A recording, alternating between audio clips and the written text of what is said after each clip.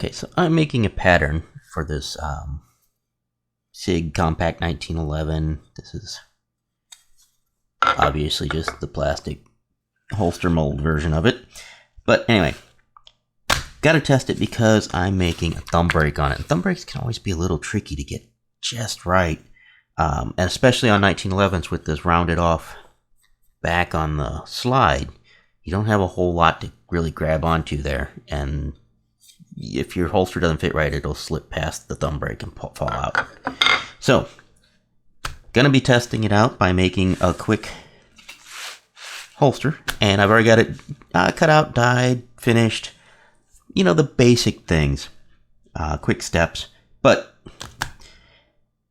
I'm going to go straight into the assembly on this one. Now, one issue is I wasn't really paying attention because I didn't really much matter at the time I was cutting it out. And I cut this out left-handed. The only difference between left and right-handed when you're cutting out patterns is you just flip it over. Alright? Or you could mark it on the flesh side instead of the grain side. Either way, if you flip your pattern over, it's left-handed or it's right-handed, depending on which way you want it to. Instead of the glue up, I need to add one of the snaps in because, again, this is going to be a thumb brake when it folds over and around. I need a snap right here, and I don't want the inside of the snap rubbing against the finish on the firearm. So we're going to set this snap first, then glue it up. This does present some problems when you go to stitch because sometimes you can't get around that snap real easy. I don't think I have enough room here.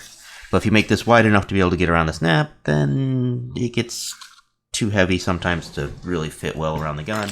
Alright, so the problem that you encounter with it, and I'm doing this backwards right now, is that you see my stitch lines hang over the metal on the snap here. So my needle's going to hit that if I try to stitch around it. Like I said, it's a bit annoying. There's a couple different things I've done in the past to fix that. You could just, not stitch around it and just rely on glue to hold that on the back, but I don't like that option. So, like I said, you could make this wider, but I think it gets in the way a little bit too much if you make it wider. Or you can make your snap thinner.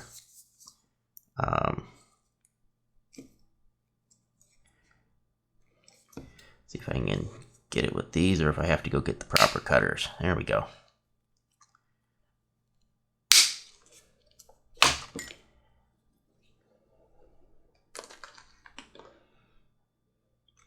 I make just kind of a T-shaped snap base.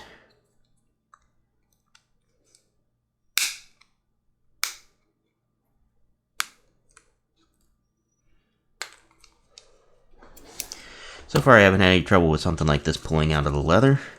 Since it's between layers, I don't have to worry about sharp edges. Just gotta get it turned a little bit. And as you can see, now we can kind of go wide around it and avoid it.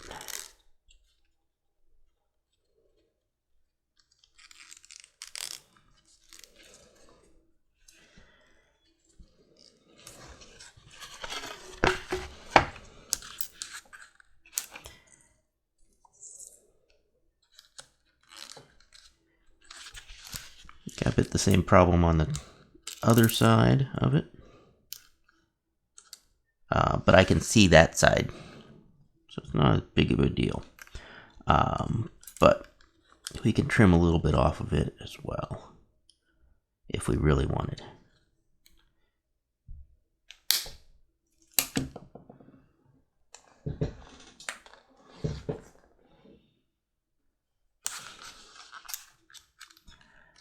And then I've got some room to stitch around that.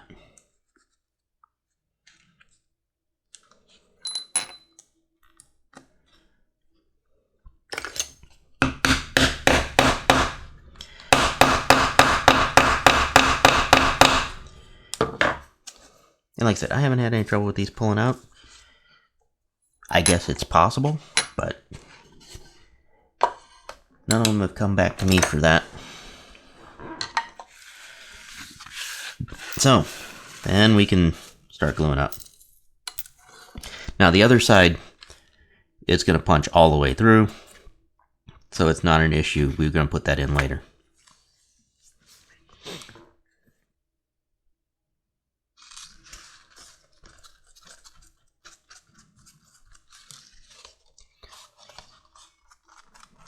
Thumb breaks. So I'm making it more of a traditional pocket style holster, fold over pocket, just on a pancake flat back for the holster. So it's really kind of a hybrid design. Now, of course, if you're not lining this, well, first off, you'd have a snap visible on the inside here. You wouldn't have had to worry about the stitch lines around this because you wouldn't have been stitching around it. So that you could have just used a regular snap just in place there. But again, like I said, you'd have that metal piece that might be against the finish of the firearm on the inside, and I don't like that. So,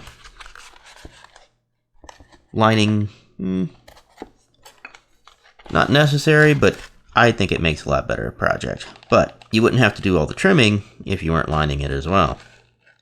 So, and not nearly as much stitching.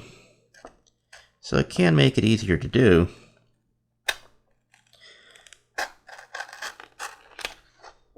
But I think it makes a lot nicer holster if you actually go to the trouble of lining it. Of course, as usual with any lined holster, you just want your lining leather and your outside leather to add up to about what it would be if it wasn't lined. So let's say I'm using about 10 ounces total of leather here. I would use about 8 ounces on the exterior and, you know, just 2 to 3 on the outside. Or I would use 2 layers of about 5 ounce leather and come up with about 10 total. So in this case, it's more along the line of the 2 to 3 with the 8 ounce, because that's what I had that I felt like using for this holster. I do have some 5 to 6 I could have used. But I decided to save that for other projects. There's always trade-offs on various things. And there's always more than one way to do this. I don't think any particular right way exists. Just what works well for what you're doing right now. I'm going to trim these out probably a little later.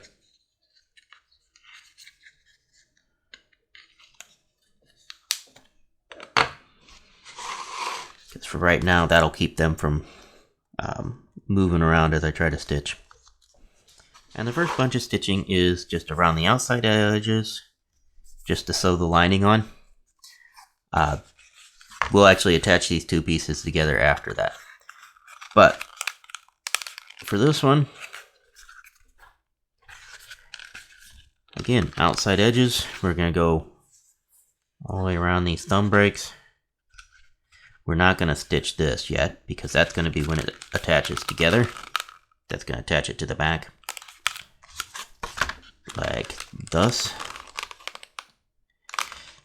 But we do have to stitch across the bottom here in the toe of the holster. So I'm going to go down and do that at the machine. Of course, you can punch and hand stitch these. I have a machine, so I'm going to use it. Now this holster pocket style like this, it's already bent because I, of course, bent it when I was gluing it. I like to take some of that tension out of it right away. But anyway, this is a pretty versatile way of making holsters. See, I can have this pocket and I can use it in a lot of different ways. I could put this on a shoulder holster by attaching it directly to the plate that comes down from the shoulder. I could be putting a loop or a clip on the back of it so that it can just clip directly to a belt. I could be attaching it, like we're doing here, attaching it to a back plate that's going to be pancake style belt loops. So yeah, there's a lot of different options that basically you just have to attach a way to, or put a way on this to attach it to a belt or strap or whatever you're going to do. But anyway, let's get on with punching out and cutting out these, and we can finish this thing up a little bit.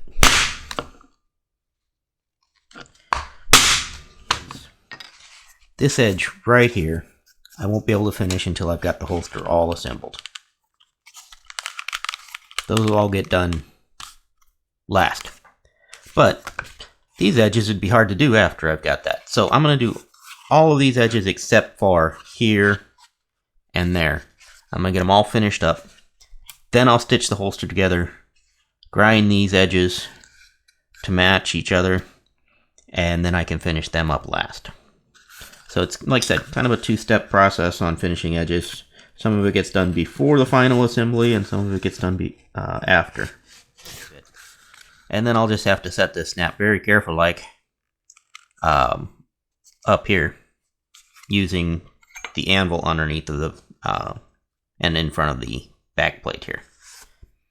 So we're not quite to that point. You could try to do that here and now before you assemble it, but I'm a little paranoid that it's not going to be quite in the right spot. So I usually don't mark that hole in my patterns because it could be up and down a little bit depending on just exactly how it fits once you got it all put together. So it varies. And I wouldn't want to put a hole there and then find out that, nope, I gotta put another one. Tear that snap out and try again. Not that that doesn't happen sometimes anyway. Despite appearances, this is not black dye I'm putting on the edge. It's a show brown. It's a really dark brown. But when it goes on, it sure looks like it's black. And these refillable felt dye pens, refillable markers basically, are really good for doing edges like this. I got these through Tandy, but I think you can just go on Amazon and find generic versions of them, probably cheaper.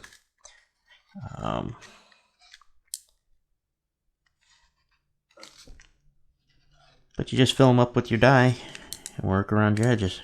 They work just like big markers. A little bit messier. Gotta be a little careful with them. And you can see finishing edges like this might be getting a little carried away for what you'd consider just testing a pattern and making sure it's going to fit and work. But it never hurts to practice.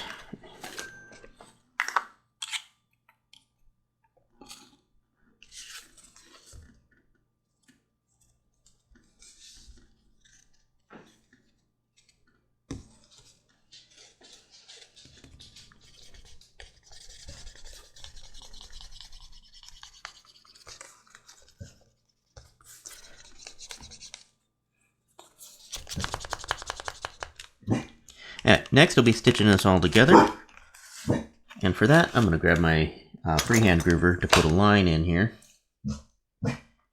I'm going to want to stitch, basically, this edge is going to get stitched on, but then I want to line up here as well, and I want it to run along the back of the firearm, which will be pretty much even with this thumb brake part. So we're just going to kind of go from up there and let ourselves a line to follow. It needs to be mostly straight. Doesn't really matter. And we're going to stitch that line, and then we're going to stitch these lines, and that should hold the holster on just fine. Alright, so first of all, line of stitching on the back to attach that on there.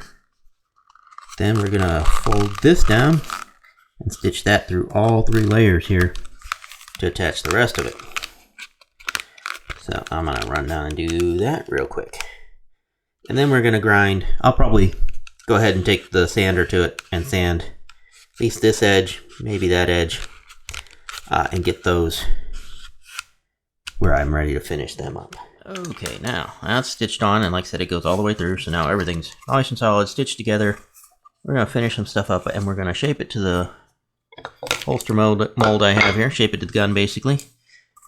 And that's when we find out if this pattern actually works. I'm fairly confident it will,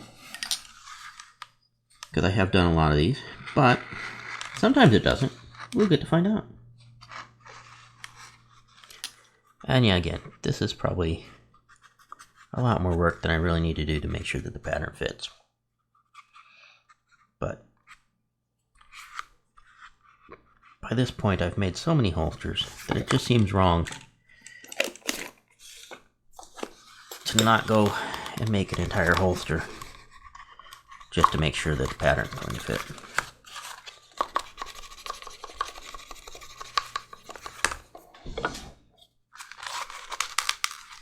Alright, let's wet this down and see if we can get it in there. Okay, this has been thoroughly soaked in water and left to sit out to kind of breathe a little bit while I had lunch. And let's see how this fits. Pretty snug.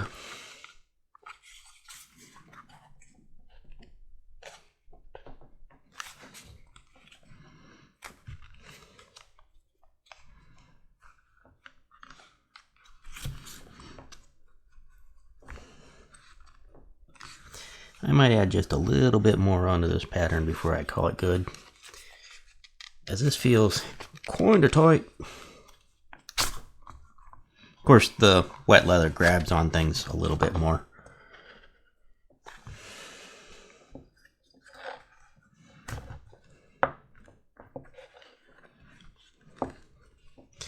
This would be also when I go through and make sure my thumb break is where it needs to be.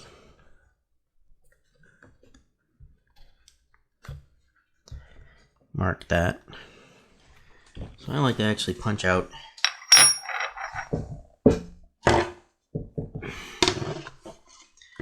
not just the hole for the snap itself, but I like to punch out a piece of leather that I can remove.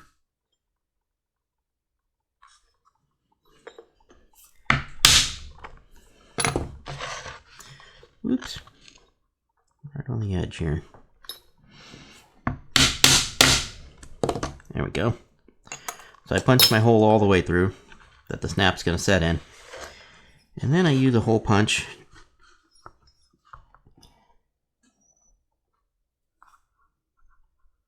to remove the leather around it, basically. Not punching through, not cutting the whole way through.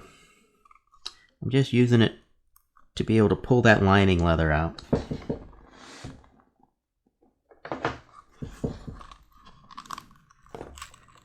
There we go. Like I said, just pull out like a little leather washer there.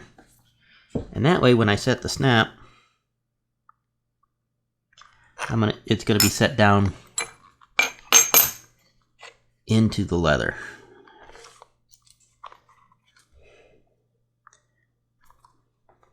So on this side, use a fid to widen our hole out a little bit. Cap goes in there.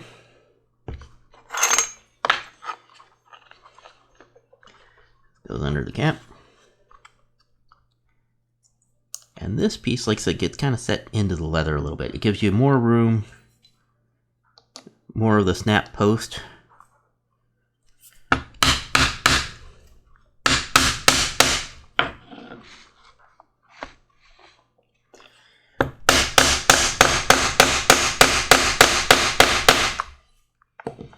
To hold the snap, but it also puts the snap a little bit out of the way. Alright. Now, like I said, we're just gonna let this dry, see where we are. This wet leather will also shrink a little bit as it dries, and people think that it makes it tighter when it does that, but it actually shrinks inside and out, so it actually can get looser on the inside when it dries, because the leather itself is swollen up and then it shrinks. So it's a little thicker now than it is when it's dry, if that makes sense. So it's not like rawhide where it actually stretches out when it's wet and then contracts and shrinks in this direction. It's just the thickness of it that changes. Alright, so